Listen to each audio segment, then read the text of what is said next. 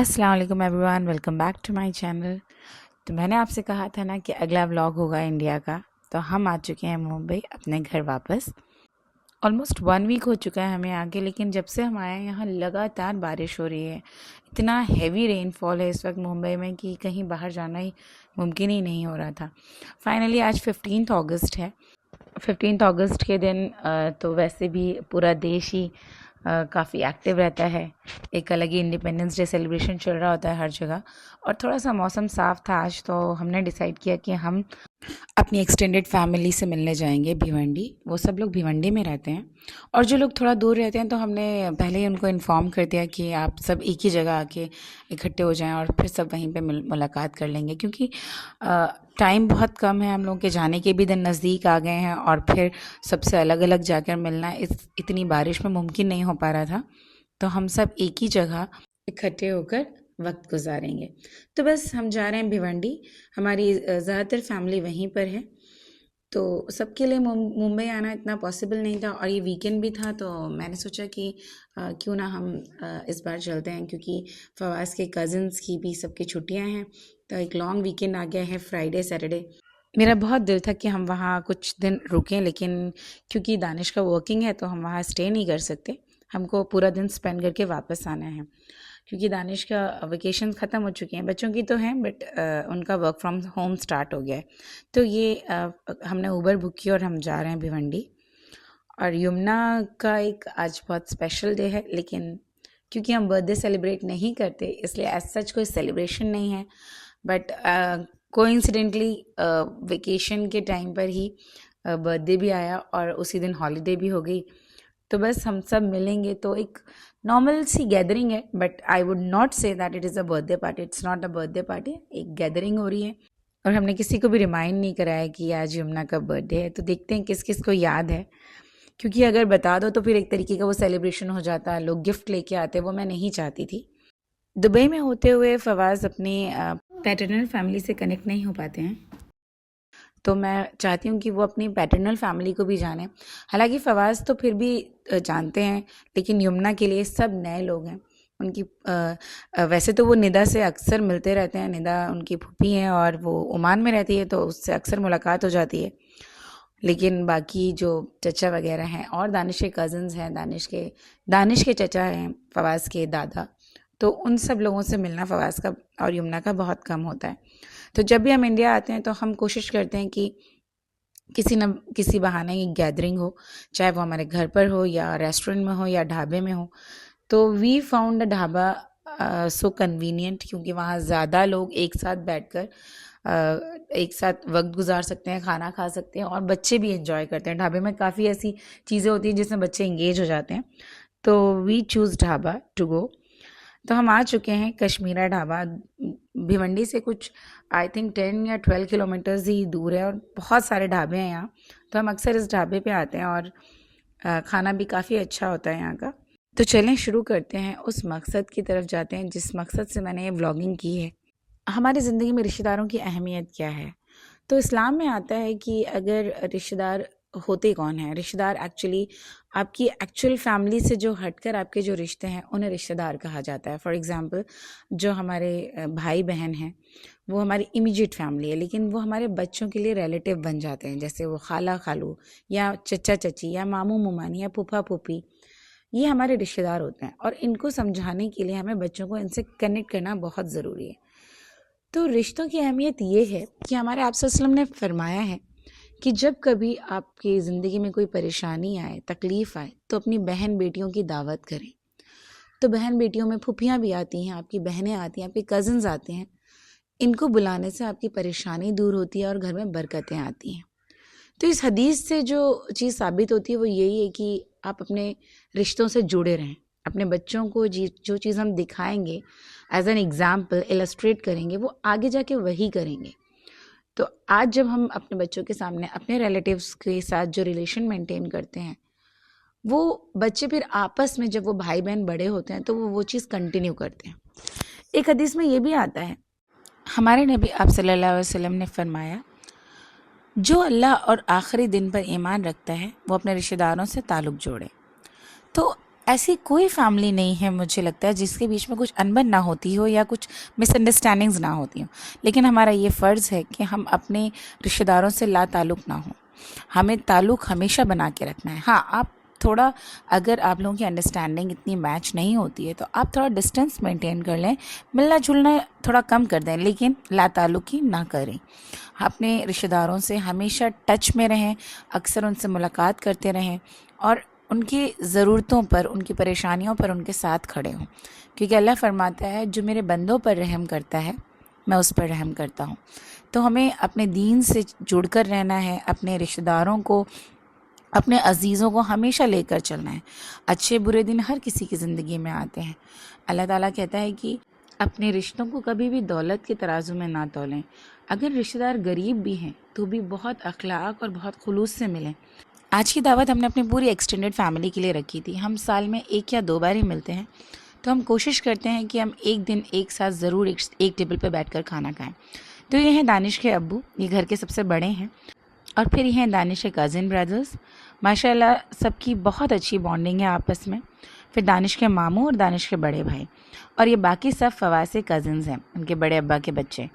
खैर, बातें तो इसी तरह चलती रहेंगी। जो ख़ास बात, मेरा मकसद जो है इस वीडियो के ज़रिए मैसेज देना है, वो है रिश्तेदारों के साथ ताल्लुक़ किस तरीके का होना चाहिए। एक हदीस में आता है, सही बुखारी की हदीस है, आप सल्लल्लाहु अलैहि वसल्लम ने फरमाया, सिला रहमी करें। और सिला रहमी करने का मतलब ये नहीं कि आप जवाब में रिश्ता जोड़ें, मतलब जब आपसे लोग सामने से रिश्ता रखना चाहें तो आप रखें, नहीं, बल्कि तब रखें जब सामने वाला आपसे रिश्ता तोड़ने की कोशिश करे, तब आप एफ़र्ट लगा के उस रिश्ते को जोड़ने की कोशिश करें।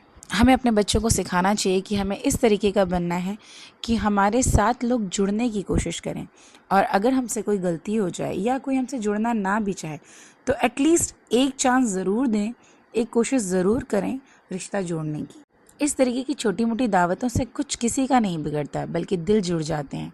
एक दूसरे को छोटे मोटे तोहफे देने से आपके दिल जुड़े रहते हैं, तोहफ़ा देने से प्यार बढ़ता है। ये भी हमारी एक हदीस है आप सल्लल्लाहु अलैहि वसल्लम की।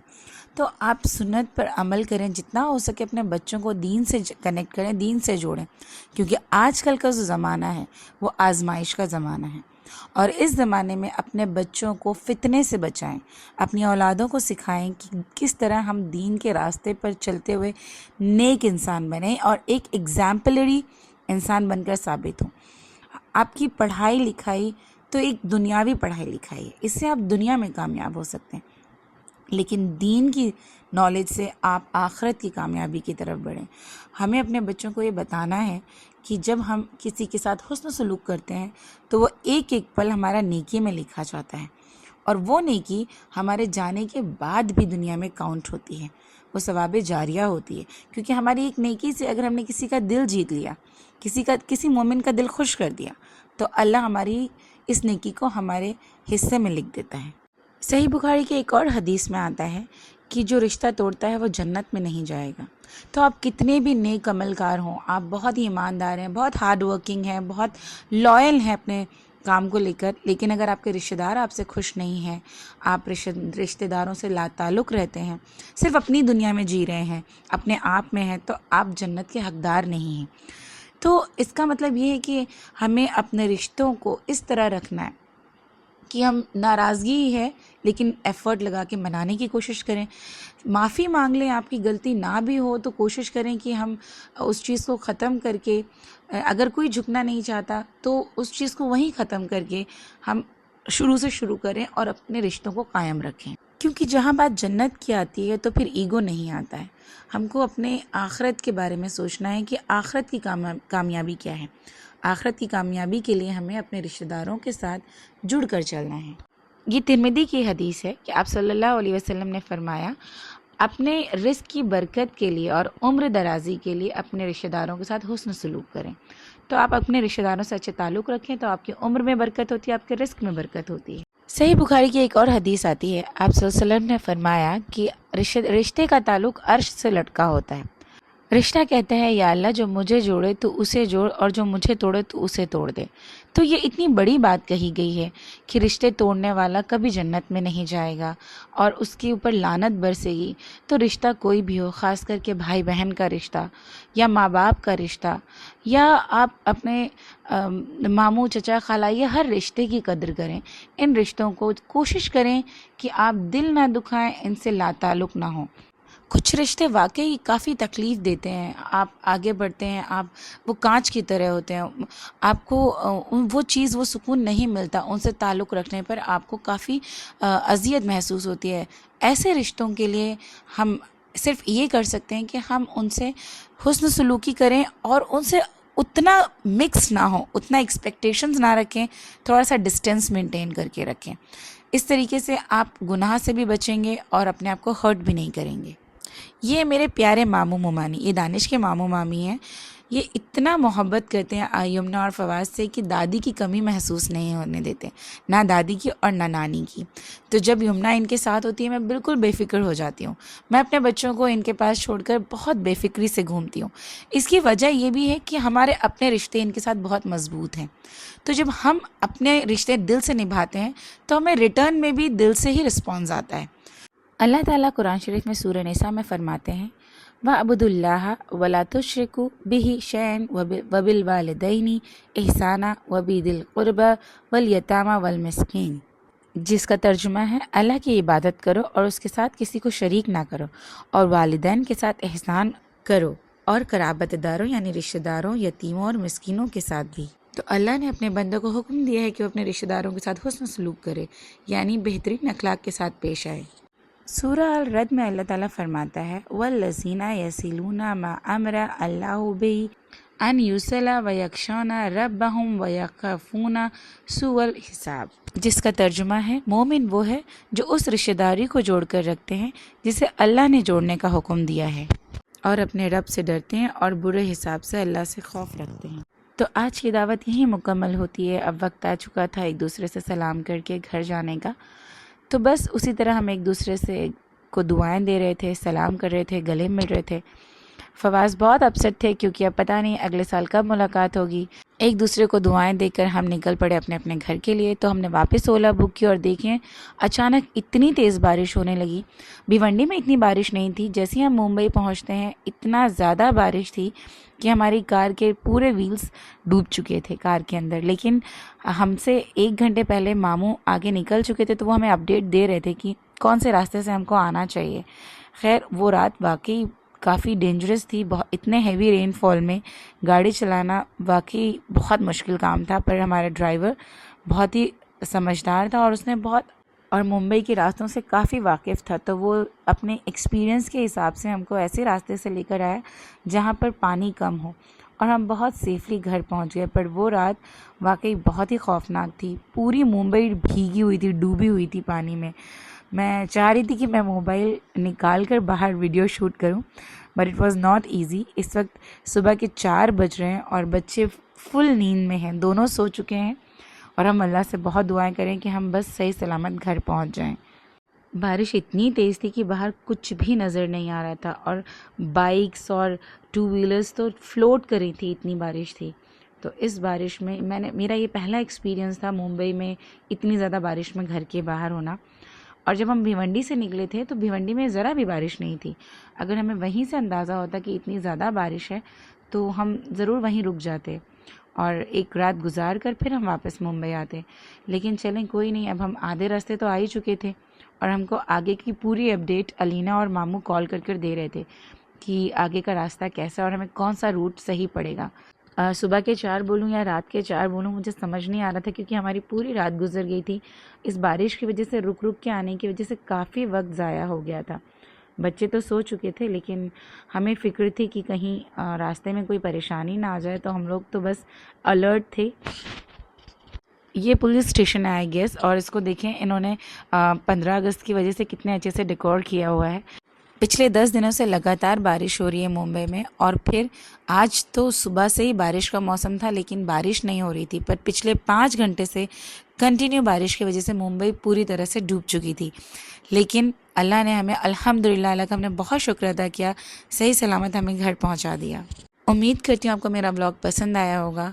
मेरी कोई भी बात आपके दिल को छू गई हो तो प्लीज़ मुझे कमेंट सेक्शन में ज़रूर बताएं। मेरे वीडियो को लाइक करें, चैनल को सब्सक्राइब करना ना भूलें। मुझे और मेरी पूरी फैमिली को दुआओं में याद रखें। मिलते हैं एक नए ब्लॉग में, तब तक के लिए अल्लाह हाफ़िज़।